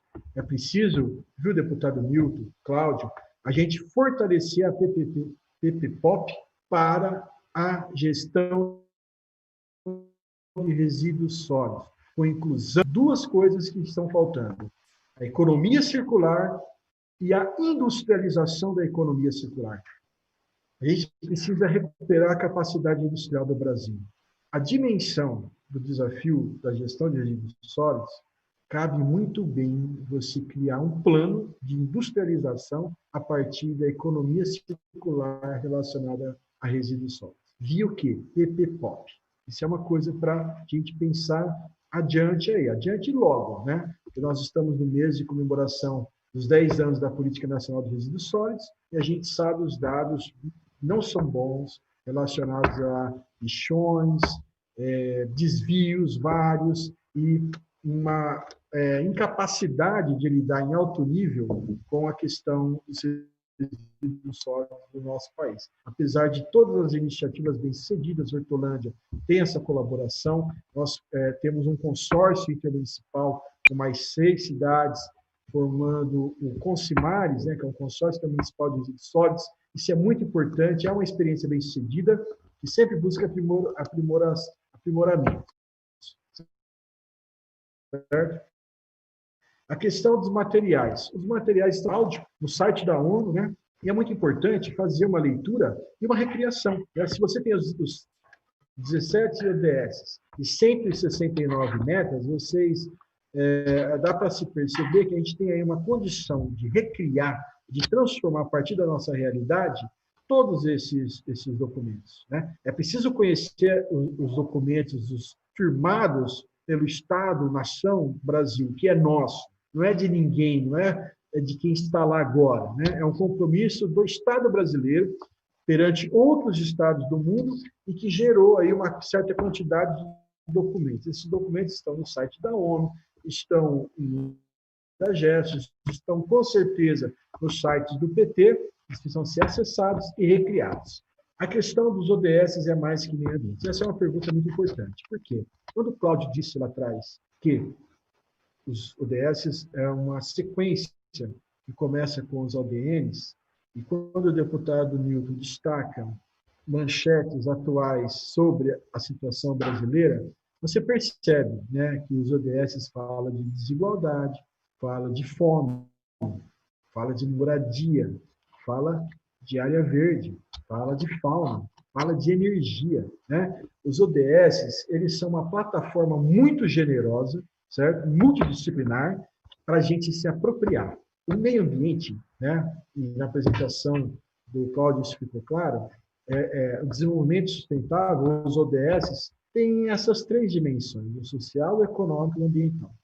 O tempo todo eles estarão articulados, né, entre eles, e o meio ambiente é muito importantíssimo, porque a nossa crise social política ela é agravada no mundo todo, aí, no caso, a pandemia, que é uma crise mundial, ela tem aí a perspectiva de se juntar a mudanças climáticas. Né? Olha só o grau de desafio dessa geração, que é a nossa geração, né? para conseguir manter a qualidade de vida, e não só a vida humana, todas as vidas, né? Nós temos aí problemas com estoques de determinados peixes, mamíferos, ou seja, o repertório de notícias não tão boas é muito grande, né? Não precisa aqui me estender. Mas é isso, o ODS é muito mais que meio ambiente, ele vem de uma tradição planetária, vamos dizer assim, de se buscar soluções para os principais desafios humanos, né? Aqui no Brasil, quando você olha para o ODM, você tem que entender que o ODM foi o Minha Casa Minha Vida, certo? O ODM foi o Bolsa Família, virou programas executivos em nível... Eles se transformaram em programas executivos em nível federal, com toda uma linha, uma arquitetura de política pública, onde você conseguia ter a política, o financiamento da política, o monitoramento da política e a realização da política nos diferentes cantos desse país. É isso que a gente precisa, em meio a muito desafio, fazer com os ODS agora, com um pouco mais de complexidade. Porque se foram 8 ODMs, né, Cláudio? Nós temos agora 17 ODS. Né? Cada ODS com cerca de mais de 30 metas, indicadores. São 169, mais de 10, né? 169 metas, cada um deles com... Aí você pega e distribui um pouquinho mais, olha um pouco mais para eles, você chega a muito mais indicadores. O IBGE tem um estudo sobre isso, o IPEA tem um estudo sobre isso, são muitos documentos produzidos no quente, lá em 2014, um pouco antes, 2015, quando eles foram publicados. Daí, em 2016, 2017, instituições de governo e a sociedade civil fizeram muitas publicações, procurando entender e procurando executar os ODS. Eu acho que era isso. Acho que está de bom tamanho. Obrigado. Muito obrigada, Gustavo, pela sua participação, por ter aceitado o convite.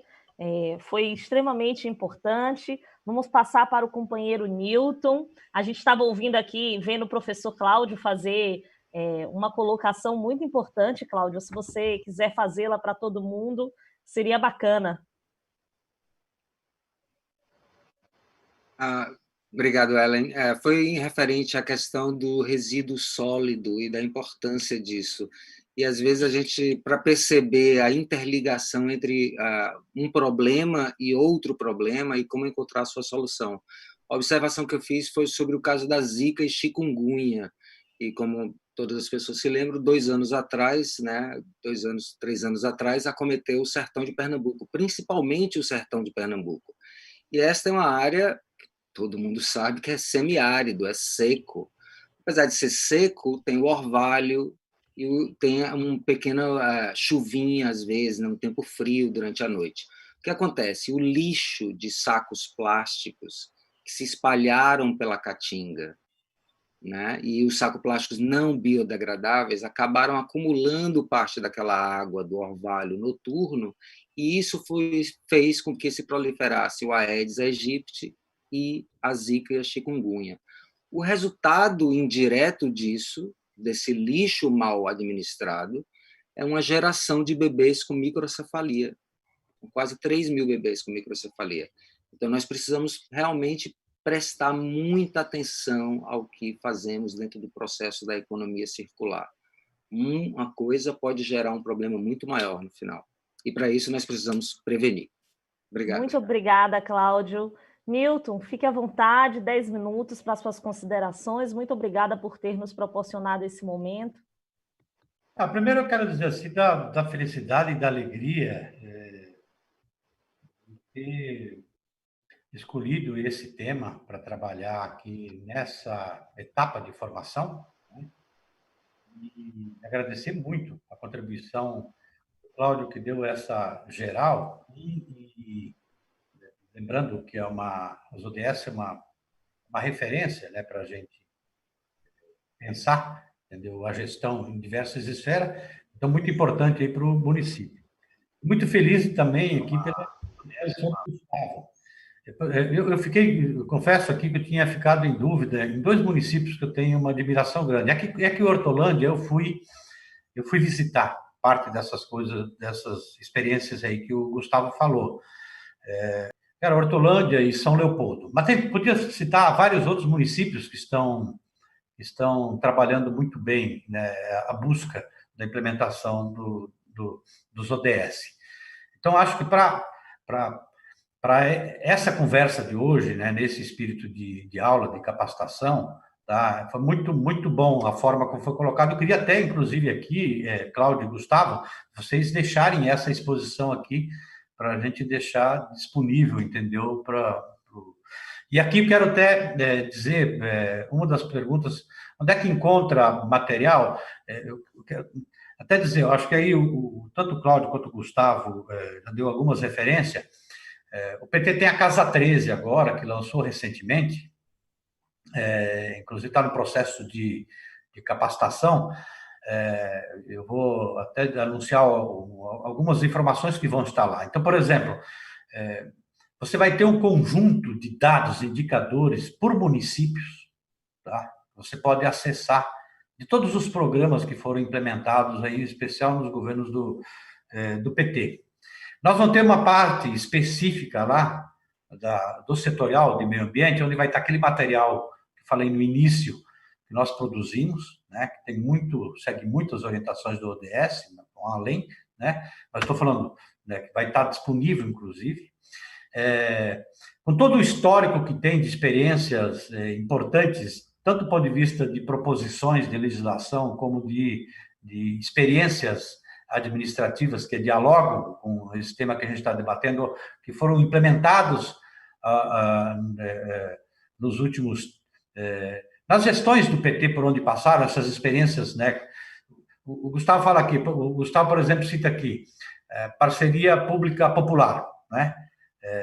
O nome pode ser dado agora, mas você tem experiências que reportam a isso que o Gustavo está falando aqui, tá? Então, lá na Casa 13, você vai encontrar experiências, né, ou proposições legislativas, né, que podem estar colocadas lá. Então, na Casa 13, a gente vai ter muito material disponível para facilitar, inclusive, a vida de como as pessoas podem utilizar esse material para o debate, inclusive, no processo eleitoral. Não só como vereador depois, ou como prefeito, prefeita, tá? Mas no próprio da campanha já pode, inclusive, se apropriar desse material para enfrentar esse debate, porque o processo eleitoral é um momento importante para a gente debater o que a gente quer para o município. Eu queria destacar aqui, em cima até daquilo que o Cláudio e o Gustavo falou aqui, é evidente que você tem esses objetivos, as metas, né, acordado no âmbito internacional, no âmbito da ONU, os países todos participaram, elaboraram e construíram. Mas quando você entra lá para ver os ODS e pensar para o seu país, para o seu estado, para a sua região, para o seu município, você precisa, evidentemente, adaptar. Você não pode pensar aqui que os ODS, da forma como está, é a mesma, né, o grau, né, estou falando assim, de você interpretar e ver como é que você trabalha ele em cada realidade. Uma coisa é você pensar os ODS lá na Holanda, na Alemanha, na Noruega, no Canadá, tá? Outra coisa é no Congo, no Paraguai, na Bolívia, no Brasil e assim por diante. Tá? Então, nós precisamos, né, enfrentar. Nós precisamos ter essa clareza de que as diferenças do Sul e Norte nós temos dentro do país. Tá? Então, os países, né, estou falando assim, os países do hemisfério norte, muito bem essa referência do ODS como norte, né, que o Gustavo fez, não é como norte, como sul, né? Então, para a gente entender essa diferença.